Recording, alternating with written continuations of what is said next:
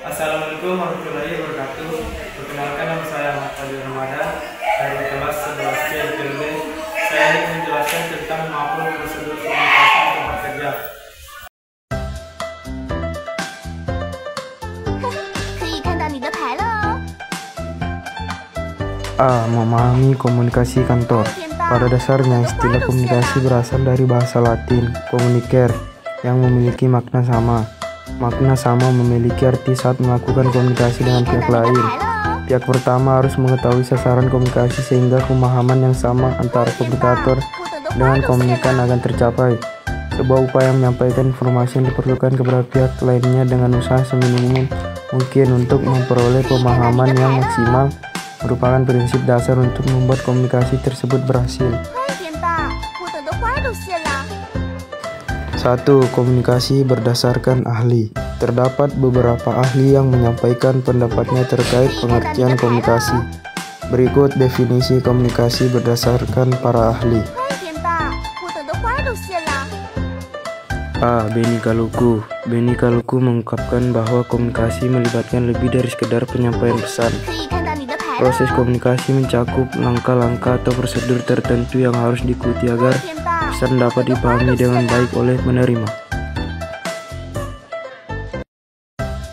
B. Kate Davis. Menurut Kate Davis, komunikasi adalah suatu proses yang mengalirkan jalur informasi dan pengertian dari satu individu ke individu lainnya. 我等的花都谢了。 Dalam konteks ini, komunikasi dipahami sebagai aliran informasi yang berlangsung antara pengirim, seorang individu, dan penerima orang 你 lain. 的牌了哦。 C. Dr. Pilastrid Susanto. 我等的 Menurut 花都 Dr. 谢了。 Pilastrid Susanto, komunikasi dianggap sebagai pengoperasian lambang-lambang yang memiliki arti. Lambang merujuk pada segala bentuk simbol atau tanda yang digunakan dalam komunikasi, termasuk kata-kata, gerakan tubuh, ekspresi wajah, isyarat, atau media komunikasi lainnya. D. Communicative Skill atau Air University USA. Hal ini adalah pandangan tentang komunikasi dari perspektif communicative skill yang dikemukakan oleh Air University USA. Menurut pandangan ini, komunikasi dijelaskan sebagai suatu proses yang terdiri atas 3 komponen utama. Berikut uraiannya. 天大，我等的花都 Yang 谢了。 pertama, A. Komunikasi merupakan proses simbolik.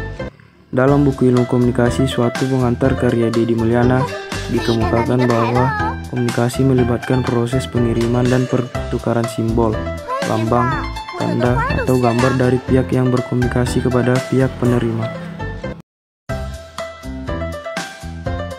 Yang kedua, B. Setiap perilaku memiliki potensi komunikasi. Potensi komunikasi terdapat dalam setiap tindakan. 我等的花都谢 Artinya, 了。 setiap bentuk komunikasi nonverbal yang dilakukan oleh manusia dapat dianggap sebagai rangsangan bagi orang lain. Tindakan manusia seperti gerakan tubuh dan ekspresi wajah dapat ditafsirkan oleh orang lain, meskipun sebenarnya individu 花都 tersebut 谢了。 tidak berniat untuk berkomunikasi. Yang ketiga, C. Komunikasi memiliki dimensi isi dan dimensi hubungan. Prinsip komunikasi ini menjelaskan bahwa setiap pesan komunikasi memiliki 2 dimensi, 花都谢 yaitu 了。 dimensi isi dan dimensi hubungan. Dimensi isi mencerminkan konten atau substansi pesan itu sendiri. Sementara itu, dimensi hubungan terlihat dari cara seseorang menyampaikan pesannya. 天大，我等的花都谢 Yang 了。 keempat, D. Komunikasi berlangsung dalam berbagai tingkat kesengajaan. Hal ini mengindikasikan bahwa komunikasi dapat terjadi 可以看到你的牌 baik 了。 melalui kejadian yang tidak sengaja sama sekali maupun melalui bentuk komunikasi sudah direncanakan dan 我 disadari. 等的花都谢了。 Kesengajaan bukan syarat utama bagi terjadinya komunikasi, karena meskipun seseorang tidak memiliki niatan untuk menyampaikan pesan, perilakunya masih dapat ditafsirkan oleh orang lain. Yang kelima, komunikasi terjadi dalam konteks ruang dan waktu. Pesan yang disampaikan oleh komunikator, baik melalui kata-kata maupun tidak nonverbal, disesuaikan konteks tempat, ruang, dan waktu. Tempat merujuk pada lokasi komunikasi terjadi meliputi aspek fisik dan lingkungan, seperti iklim, suhu, serta intensitas cahaya. Sementara itu, waktu mengindikasikan timing pesan komunikasi dikirimkan. 线了。 komunikasi membutuhkan etika dan sesuatu yang bicara. Oleh karena itu, 可以看到你的牌了哦。 diproduksi yang lebih dahulu. Keberadaan produksi ini membuat 快点吧，我等的花都谢了。 Yang ketujuh G, komunikasi bersifat sistematik. Cara seseorang berkomunikasi dipengaruhi oleh sistem internal dan eksternal. Sistem internal merujuk pada segala hal dalam diri seseorang saat berkomunikasi. 花都谢了。 Sementara itu, sistem eksternal melibatkan faktor-faktor situasional dan lingkungan sekitar. Kedua sistem ini mencakup 可以 aspek 看到你的牌 seperti 了哦。 latar belakang budaya, nilai-nilai, adat istiadat, pengalaman, 快点吧， pendidikan, dan 我等的 lingkungan 花都谢 keluarga. 了。 Yang ke-8, H. Efektivitas komunikasi dilihat dari kemiripan latar belakang sosial 可以 budaya. 看到你的牌了哦。 Prinsip komunikasi ini menjelaskan kesamaan latar belakang seperti suku 快 dan 点吧， pendidikan yang akan memudahkan orang dalam berkomunikasi.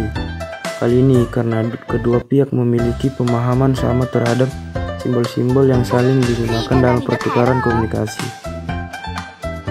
Yang ke-9, I. Komunikasi bersifat 我等的花 konsekuensi. 都谢了。 Prinsip komunikasi ini menyatakan terdapat kesamaan dalam latar belakang seperti suku dan pendidikan mempermudah komunikasi 可以看 antara 到你的 individu. 牌了哦。 Hal ini disebabkan oleh pemahaman yang serupa antara kedua pihak terhadap simbol-simbol yang 我等的 digunakan 花都谢了。 dalam komunikasi. Yang ke-10 J.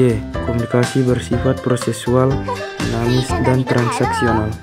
Komunikasi merupakan sebuah proses yang berlangsung secara kontinu. 快点吧， Artinya, setiap serta komunikasi saling bergantung dan mempengaruhi satu sama lain. Hal ini termanifestasi melalui proses pengiriman dan 可以 penerimaan 看到你的 pesan. 牌了哦。 Yang ke-11 K. Komunikasi bersifat irreversible. 我等的花都 Setiap 谢了。 individu yang berkomunikasi tidak memiliki kendali penuh terhadap dampak akibat pesan yang disampaikan.